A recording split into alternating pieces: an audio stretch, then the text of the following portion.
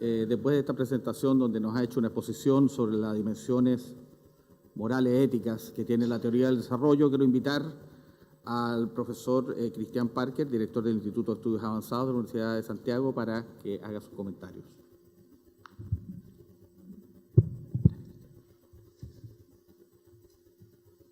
Buenas tardes a todos. Agradezco la invitación de la Universidad Católica de Valparaíso, del Foro de Valparaíso, del profesor David Crocker también.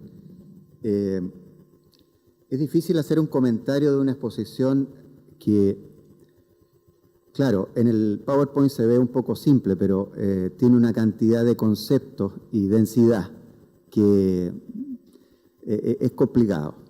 Además, detrás de esto hay también un gran trabajo de David desde hace muchos años y varios libros. Entonces, yo casi me voy a remitir a colgarme de algunas cosas que dice para quizás hacer alguna reflexión. Creo que me parece muy interesante lo que plantea David en el sentido de pensar que es posible, en este caso, reflexionar sobre comercio, democracia, pobreza, en otros términos que no en los términos en que estamos acostumbrados a pensar. Y finalmente, David propone una conceptualización, y que no es solo concepto, sino también práctica, que posibilita entender que hay alternativas. Eso es lo que yo entiendo cuando él dice círculos virtuosos. Existen alternativas hacia formas más justas, hacia sociedades más democráticas, sociedades distintas.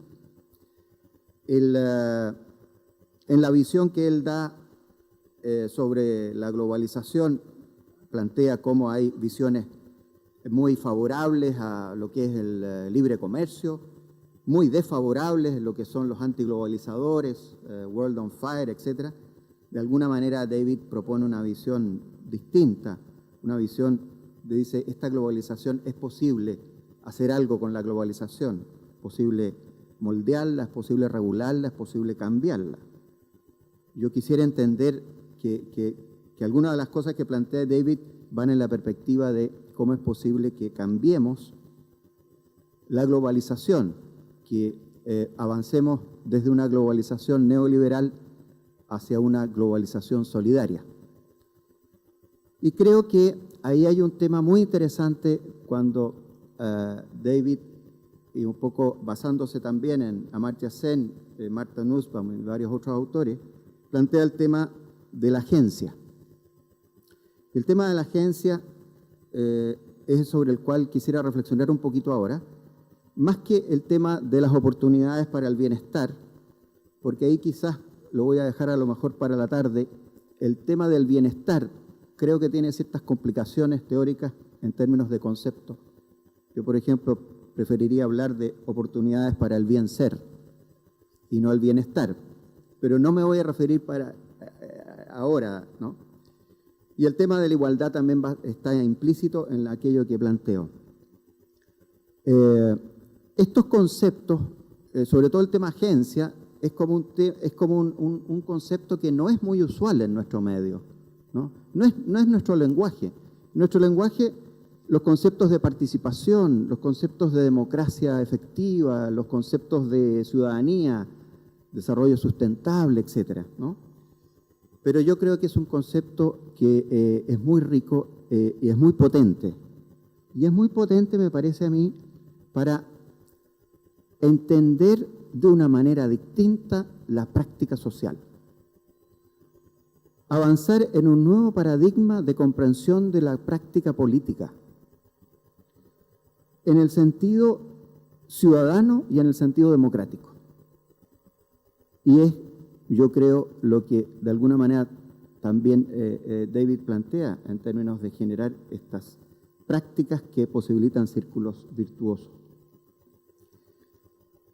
Me parece a mí que hay que distinguir distintos ámbitos de la práctica social. y que a veces los mezclamos todos, porque unos son los ámbitos, y ahí quizás mi deformación sociológica, unos son los ámbitos de la práctica institucional. Instituciones son no solo el gobierno, no solo las agencias de gobierno, sino también las ONG, también las iglesias, ¿no? Distinguirla de la práctica profesional, es decir, del conjunto de prácticas sistematizadas que van desde los científicos pasando hasta los animadores de comunidades o los interventores o los consultores, etc. Y de la práctica ciudadana. Y ahí es donde está el tema.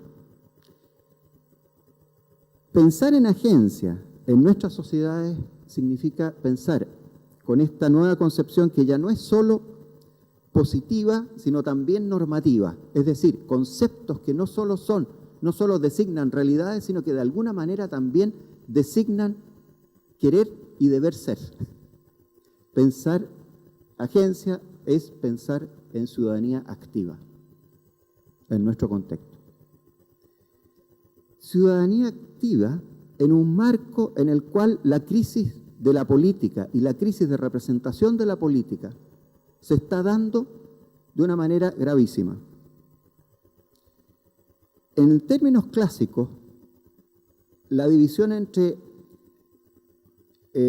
la sociedad civil y la sociedad política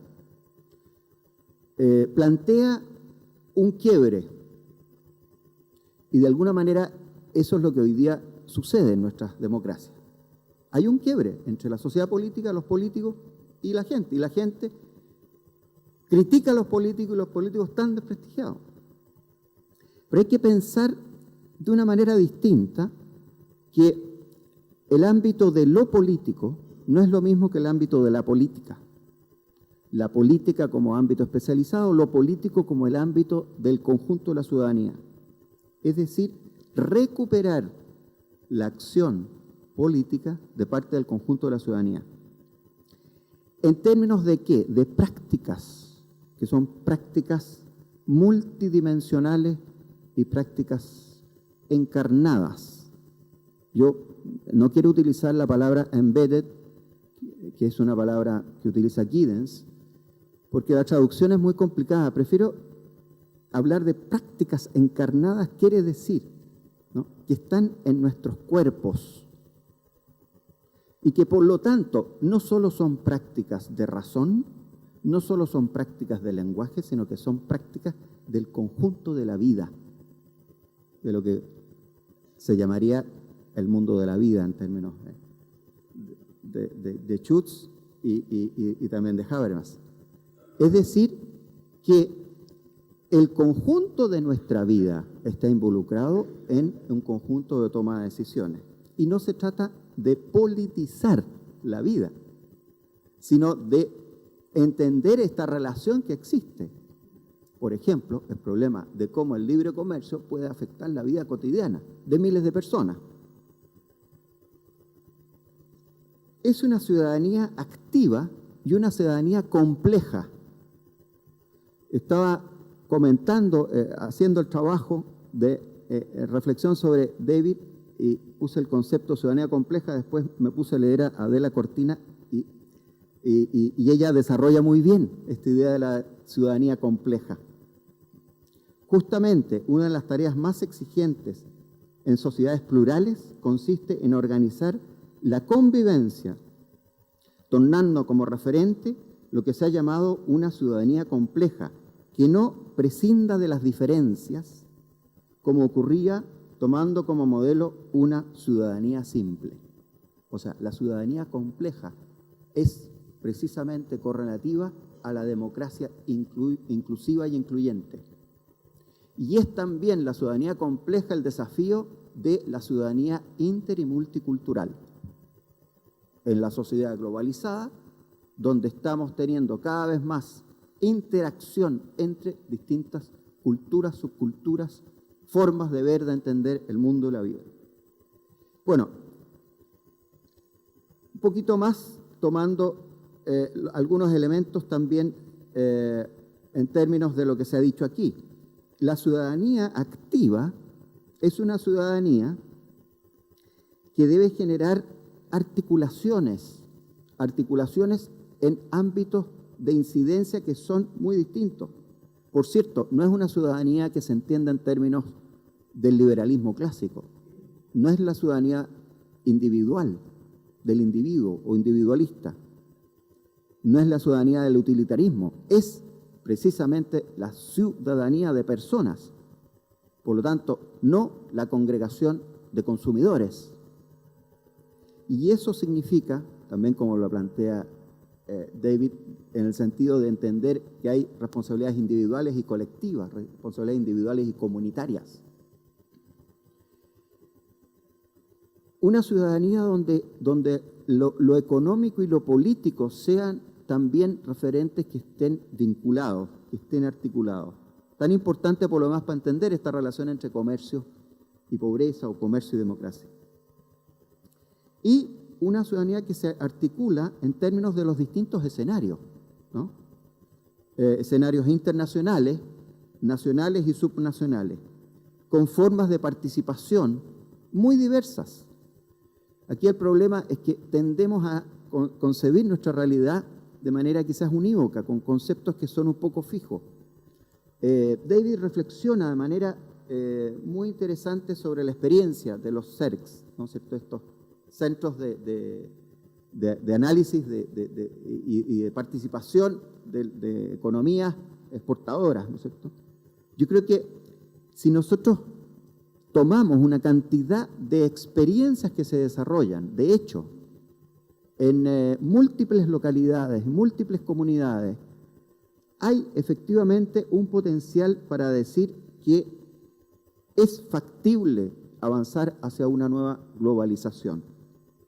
El mismo Crocker dice que tenemos que ponernos ideales y que el ideal debe ser puesto lo suficientemente alto para inspirarnos a mejorar el estado actual del mundo, mas no tan alto que se convierta en inalcanzable.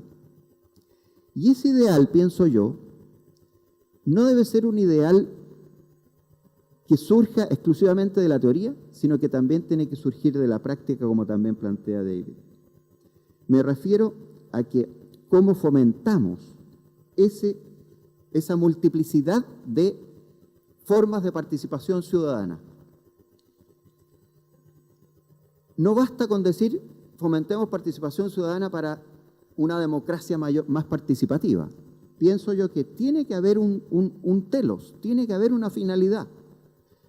Estoy dirigiendo ahora una tesis muy interesante, una tesis doctoral sobre el rol de las ciudades y de los poderes locales, más allá de la política clásica de relaciones exteriores entre los gobiernos, entre las naciones, y cómo las redes de ciudades y las cosas que se hacen posibilitan entender que la globalización también tiene esta dimensión de globalización solidaria.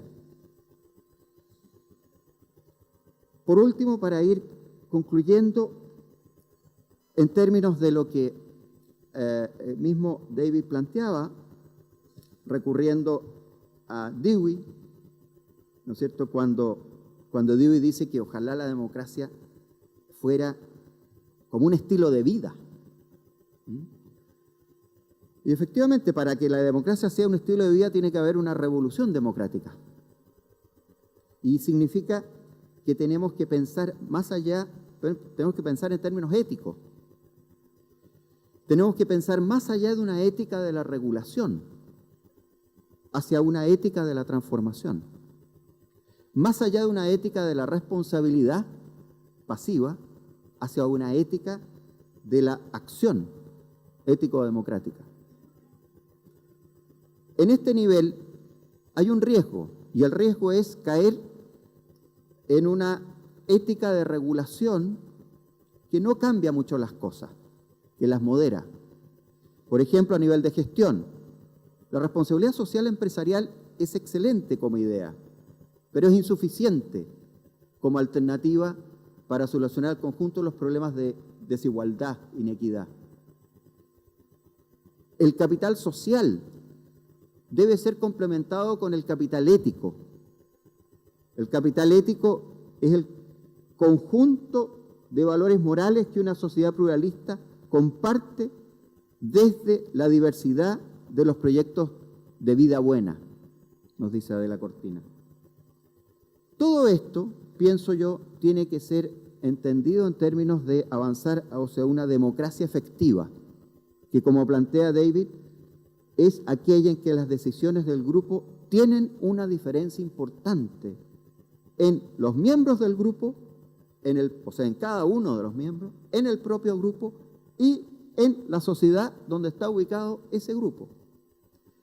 Pienso que ahí hay un tremendo desafío desde el punto de vista también educacional, porque para generar ciudadanos conscientes, capaces de una deliberación crítica, tenemos que generar una formación cívica ciudadana muy distinta. Yo estaba metido ahora último en un proyecto sobre alfabetismo científico, pero hemos cuestionado los conceptos de alfabetismo científico que vienen de Estados Unidos, de Europa, porque pensamos nosotros que no puede haber ciencia sin democracia, porque si no caemos en la tecnocracia. Y el ciudadano del mañana tiene que estar enterado de una serie de desafíos desde el punto de vista científico-tecnológico. Por eso hay todo un desafío de alfabetismo científico cívico.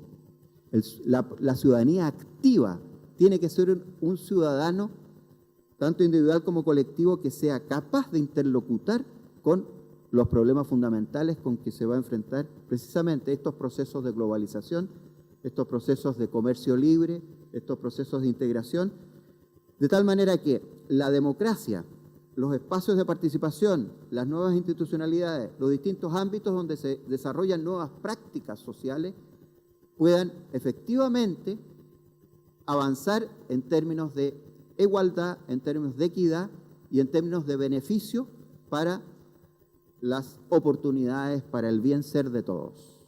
Muchas gracias.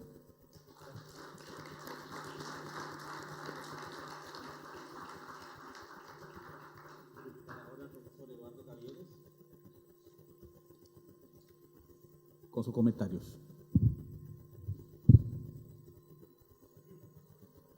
Se retomará la actividad de este seminario, de este foro, a las 3:30 de la tarde. Eduardo. Bueno, muchísimas gracias. 15 minutos, ¿no? Una cosa así, 15, 20 minutos. 15. Difícil ya a esta altura de la mañana, entrando a la tarde, tener más o menos los mismos conceptos y las mismas ideas que tenía cuando llegué en la mañana. Son demasiados los problemas y los temas que se han venido planteando. La verdad es que yo igualmente tendría que decir en términos generales que estoy muy de acuerdo con la propuesta que nos ha hecho el doctor Crocker. Estoy de acuerdo no solamente en términos, diríamos, ideales, ¿no? También conceptuales. Pero sería muy fácil decir mi comentario es positivo, ¿verdad? Y lo aplaudo, ¿no? Por lo tanto, sí quiero introducir una mirada diferente a la que se ha desarrollado aquí en la mañana. No voy a ir hacia adelante, quiero volver hacia atrás, precisamente por ser historiador, posiblemente, ¿no? Pero antes de introducirme en ello, quiero señalar algo que ocurrió en este país ayer. La ministra de Educación, ayer, respecto a un 30 más o menos por ciento, un 30% de ausentismo escolar que se está produciendo no en los sectores privados, sino que en las escuelas subvencionadas y en las escuelas municipales, por lo tanto de los estratos sociales más débiles del país, ha pedido a los profesores utilizar las tecnologías disponibles para que los profesores se comuniquen con esos alumnos ausentes en sus casas y puedan seguir desarrollando sus actividades educativas normales. Porque ha dicho, tenemos un gran aparataje tecnológico que hay que utilizarlo. Y eso supone, por lo tanto, pensar de que los niños más humildes tienen computadores, tienen telefonía celular, tienen todo, ¿no? Y yo creo que lo que ha dicho la señora ministra lo debe haber dicho con esta situación, ¿no?, de pensar que efectivamente esta sociedad, este país, el libre comercio, los desarrollos del modelo tienen logros significativos que no podemos desconocer y que por lo tanto tenemos que seguir adelante, ¿no? Yo creo que la verdad es que no me sorprende en demasía lo que ella dijo, sino que lo que sí quiero subrayar es que efectivamente en todos los niveles, y aquí también han surgido situaciones así, no tenemos claridad efectiva acerca de cuál es efectivamente la realidad concreta, no en términos ideales, que sucede, y hoy día no solamente en Chile, no solamente en América Latina, sino que también en España, en Francia, en Italia, etcétera, etcétera, las realidades sociales concretas. No tenemos, por lo tanto, tampoco una situación demasiado clara respecto a cuáles han sido no solamente los efectos de corto plazo, porque estamos hablando además de un proceso de globalización, un proceso de neoliberalismo que, cuidado, no es nuevo, no se está iniciando. Es un proceso que ya lleva por lo menos 30 años, si pensamos de 1980 en adelante. De tal modo que a esta altura no solamente corresponde el análisis sobre elementos concretos, sino que también sobre proyecciones temporales de mediano y largo plazo. Y sobre ello, lo que estamos presentando acá, podríamos haberlo presentado también hace 20 años atrás. Y tendríamos que visualizar, por lo tanto, qué es lo que habría sugerido, ¿no?, este discurso. Por ejemplo, yo pienso, o estaba pensando cuando estaba hablando el doctor Crocker, ¿no?, si este público que está acá no fuésemos nosotros, sino que fuesen los 30 empresarios más importantes de Chile o los 100 empresarios más importantes de América Latina, si pudiesen o si ellos recogerían estos mensajes en la misma forma como nosotros lo podemos recoger. Y me parece que difícilmente, ¿no?, es pensarlo.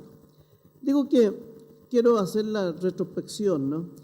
Un poco citándonos a Brodel, que señalaba que el tiempo de las ciencias sociales es el tiempo corto y que el de la historia por excelencia es el tiempo largo, ¿no?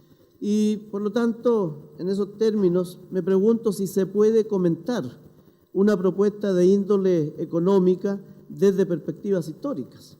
Y yo creo que sí, que a pesar de que hay diferencias en las perspectivas técnicas e incluso de unas ciertas lógicas y racionalidades que habría que aceptar como distintivas de unas y otras formas disciplinarias, me parece que la respuesta no solamente es positiva, sino que además es necesaria.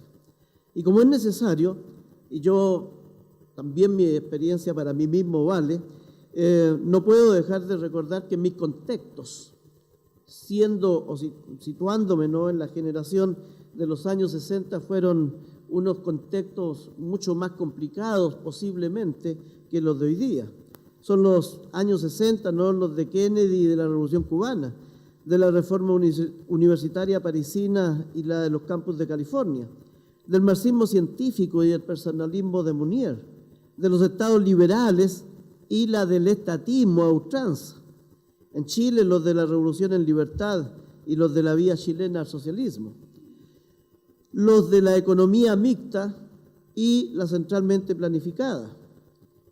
Pero además, no obstante, incluyendo posiciones liberales que por entonces eran consideradas por muchos como simplemente de derecha a ultranza, la economía sí tenía propósitos sociales y el Estado sí tenía que jugar y desarrollar políticas económicas que separaban con distintos fines, según fuesen las consideraciones ideológicas o doctrinarias, sus propias responsabilidades, por ejemplo, respecto a las del sector privado. Uno de los principios fundamentales recaía en la discusión acerca de la existencia del sector privado y de su marco institucional de garantías. Otro, menos discutible o menos discutido, era respecto a que las utilidades del sector privado le pertenecen al mismo sector privado, pero no que el Estado debe proveerlo de recursos y menos aún de que enfrentado a las pérdidas sea el Estado el que deba protegerle y traspasarle sus propios recursos. Como la historia cambia, estos principios también han cambiado y desde ese punto de vista pienso que la crisis de hoy día nos ha hecho un favor enorme en el sentido de por lo menos volver a restablecer o intentar restablecer las relaciones de Estado a mercado que se habían perdido con esta superioridad del mercado sobre el Estado. Hoy día ya no se habla de relaciones estructurales, no se habla de subdesarrollo o de periferia. Los conceptos como los de la pobreza han sido tecnificados y manejados estadísticamente por la superficie o sobre la superficie de sus reales significados, porque evidentemente también tenemos que reconocer que estos conceptos de pobreza, tal como se ha señalado acá, ¿no?, respecto a la democracia, han cambiado profundamente de contenidos. Y han cambiado de contenidos porque también tenemos que reconocer que la globalización, el neoliberalismo, ha traído evidentemente unos éxitos generales, unos éxitos macroeconómicos, ¿no?, que no se habían visto en la historia pasada. Si pensamos, por ejemplo, en términos del gran éxito de lo que ha sustentado, ¿no?, al neoliberalismo, que es la expansión del crédito. Nunca antes en la historia de la humanidad ha habido una expansión del crédito tal como ahora. Y la expansión del crédito, independientemente de los significados que ello tiene, evidentemente hacen de que la pobreza sea medida y sea mirada y sea sentida de una forma diferente a como se podía sentir en los años 60 o en los años 70. ¿No? Así entonces, yo creo que hay una serie de situaciones que requerirían también unas miradas hacia atrás, ¿no? Unas miradas hacia atrás para hacer los caminos correspondientes y poder visualizar hasta qué punto los proyectos que hoy día se enfatizan como para poder transformar o para poder ajustar ciertas situaciones del neoliberalismo pueden ser efectivamente proyectos que se transformen o que se constaten en realidades a mediano o largo plazo. Y a mí me parece que sin hacer este necesario camino hacia atrás, evidentemente estamos pisando o estamos deslizándonos sobre unas situaciones poco fácticas desde un punto de vista histórico, porque, entre otras cosas, lo que hemos perdido es fundamentalmente, pero muy fundamentalmente, los referentes. Caminamos en términos del presente, nos olvidamos de las experiencias del pasado y, por lo tanto, pensamos que solamente el establecer nuevas categorías ideales, ¿no?, que miren hacia adelante pueden superar el problema.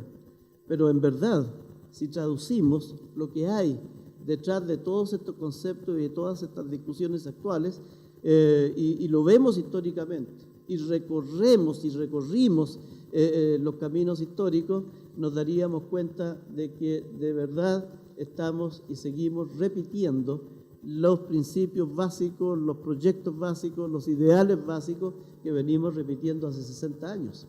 La crisis hoy día, ¿no?, a nivel mundial, como lo he señalado un rato atrás, se sigue visualizando en términos de sus ajustes por una mayor intervención del Estado sobre el mercado. Pero por favor, era la gran discusión de los años 60 y era la gran discusión, ¿verdad?, post primera crisis mundial. No es nada nuevo. Lo que nos propone el doctor Crocker, que yo repito, estoy muy de acuerdo con él, tiene unas ciertas formas de cooperativismo, tiene unas ciertas formas de comunitarismo, que eran las discusiones de los años 60. y que hoy día, ¿no es cierto?, se van visualizando desde otro punto de vista. Los ejemplos que por lo menos leí en el paper, ¿no?, sobre Perú se estrellan con una situación concreta que está sucediendo hace 2 semanas atrás, a raíz, ¿verdad?, de la expansión de las relaciones comerciales de libre comercio, a raíz de la discusión entre Perú con Estados Unidos sobre el nuevo tratado de libre comercio. ¿Qué es lo que ha pasado en la Amazonía peruana? 60, 100, 200 muertos, no lo sabemos. Pero hay una reacción, hay una situación que no se condicen con las cifras, en algunos casos muy espectaculares, evidentemente, de los éxitos más económicos recientes. Si nosotros pensamos incluso en términos de la experiencia chilena, de la experiencia peruana, de la experiencia boliviana, yo diría en términos muy generales, Chile pasó por su mayor expansión respecto al crecimiento económico dentro de democracia en los años 90. Lo que surgió allí, ¿verdad?, fue algo espectacular que de alguna manera nos hizo confiar mucho y seguramente si pudiésemos medir algunas relaciones con los años 90 respecto a lo que la gente piensa respecto al libre comercio, respecto a lo que la gente piensa respecto a la globalización o respecto a la democracia, evidentemente los niveles de aprobación en los años 90, 95, 97 fundamentalmente serían altísimos, no son los de ahora, ¿no? ¿Qué es lo que pasó con el crecimiento económico de los años 90? Podríamos preguntarnos, ¿qué sucedió? ¿Cuáles fueron los niveles de transformación profunda de ese crecimiento económico? Prácticamente ninguno. Como en 1990, como en 1940 o como en 1860, el 50 y tanto % de los ingresos fiscales sigue siendo el cobre, ¿no? ¿Y qué es lo que sucede con ello? Sucede, por lo tanto, de que en el futuro, si el precio del cobre se mantiene, seguiremos, por lo tanto, desarrollando, y eso es cierto, la Concertación ha tenido una preocupación muy fundamental sobre ello, seguiremos desarrollando proyectos sociales. Si los precios del cobre bajan, no solamente vamos a quedar muy mal parados a partir de esta crisis, sino que se nos vendrá una crisis particular en la próxima década. No sabemos de dónde vendrían los recursos, ¿verdad?, para poder sustentar esa situación. ¿Qué pasó con Bolivia? Fines de los años 90, comienzo de los años 2000, fundamentalmente no con toda la expansión del neoliberalismo de Goñi. Hubo también en esos momentos, así como también nosotros tenemos nuestras propias agencias y el PNDU, ¿verdad?, etcétera, etcétera, hubo también unos éxitos tremendos, no se pueden negar, desde el punto de vista de las mediciones. Pero, ¿qué pasó con Goñi? Una situación, ¿verdad?, crucial desde un punto de vista social que hace que hoy día la experiencia boliviana no sea solamente una experiencia que tiene que ver con problemas étnicos internos o con una visión política, sino que tiene que ver fundamentalmente con un problema también de economía y que aparece, ¿no es cierto?, como resistiéndose al modelo más, diríamos, aceptable dentro de América Latina. Pero pasó también ese momento. Hoy día, o por lo menos hasta hace 2 años atrás, era el momento del Perú. Era el momento del neoliberalismo, era el momento, ¿verdad?, de volver a encaminar al Perú hacia la modernización. Hoy día se ha hablado de ventajas comparativas. ¿Qué es lo que dice Alan García cuando asume el gobierno del Perú? Dicen, nosotros no queremos ser enemigos con la economía chilena, queremos competir con la economía chilena. Y ojo, y tienen toda la razón, y es legítimo que lo piensen, pero ojo, ¿con qué competimos con la economía chilena? En primer lugar. Y respecto a quién y dónde competimos con la economía chilena, competimos, ¿verdad?, con los mismos mercados mundiales en los cuales estamos nosotros participando. De tal manera que la competencia no se transforma, ¿verdad?, en una situación de complementación, sino que se transforma en un elemento más distorsionador. Y así, si podemos o pudiésemos y tuviésemos el tiempo, ¿no?, de seguir el análisis, encontraríamos, por lo tanto, de que cada cierto tiempo, en Chile, en América Latina, nos detenemos, visualizamos lo que tenemos alrededor y pensamos que de todas maneras esto podría ser mejor y por lo tanto, ¿no es cierto?, nos esforzamos por visualizar dónde podríamos hacer ajustes, dónde podríamos tener transformaciones. Pero, a diferencia de los años 60, estamos haciendo ajustes y haciendo transformaciones del mismo modelo, del mismo sistema económico, político, jurídico, ideológico. No estamos efectivamente, ¿no?, planteando algo nuevo. Y por lo tanto nos vamos a seguir estrellando con los mismos impedimentos porque estamos hablando del mismo modelo. No nos estamos saliendo de él.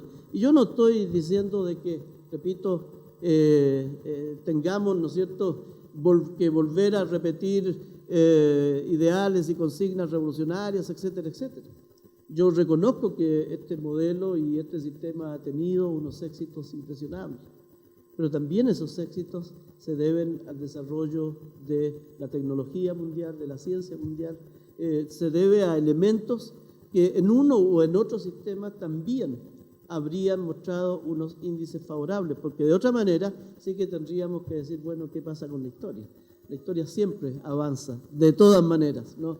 El asunto es, como se han señalado allí, unos conceptos muy importantes, ¿no?, profundidad del cambio, extensión del cambio, etcétera, etcétera. Y por allí yo creo que las experiencias estas particulares de ciertos ámbitos regionales, de ciertos ámbitos particulares, no alcanzan a ser generalizables respecto al sistema en su totalidad. Yo termino diciendo que me parece, ¿no?, que esto es como una situación muy presente en muchos otros ámbitos, ¿no? Generalmente nos sentimos en nuestros niveles y en nuestros mundos, nos sentimos de que nosotros somos los autoculpables de nuestras situaciones y entonces nos estimulamos para que tengamos más participación, para que tengamos más agencia, para que podamos nosotros, desde nosotros, transformar la sociedad. En la realidad concreta es muy difícil que lo podamos hacer en el poco tiempo y rápidamente. En la realidad concreta, evidentemente, no solamente somos nosotros los llamados a hacerlo, sino que también son los economistas, también son los políticos, son los gobiernos, ¿verdad?, la sociedad en términos generales. Y allí me parece que es muy, pero muy importante volver a redefinir como punto de partida, volver a redefinir no solamente los conceptos, sino que las relaciones entre ciudadanía y democracia. Porque yo estimo, y esto es una opinión muy personal, de que en nuestro caso tenemos democracia, tenemos unas democracias bastante protegidas siempre, no solamente antes de los años 60, no solamente con la Constitución de 1980, que fue precisamente llamada como democracia protegida. Tenemos y seguimos teniendo hoy día democracia protegida. Eso significa de que hemos avanzado mucho en términos institucionales, pero en Chile por lo menos hemos avanzado poco en términos de ciudadanía concreta. Yo creo que desde ese punto de vista Perú, Bolivia, a los cuales a veces despreciamos por muchas razones, nos pueden dar más ejemplos de ciudadanía y de reacción, ¿verdad?, más concreta. En fin, yo repito, yo quisiera, doctor Crocker, que en un tiempo más, a poco tiempo más, ¿verdad?, sus proyecciones fuesen realidad. Yo lo apoyo, estoy con usted, pero evidentemente creo que esto es también, y debe ser, no y es, y por eso que agradezco al Foro Valparaíso y a quienes se organizan, de que nos den la posibilidad de hacer ejercicios intelectuales quizás más sufribles, pero también más reales, ¿no? Muchas gracias.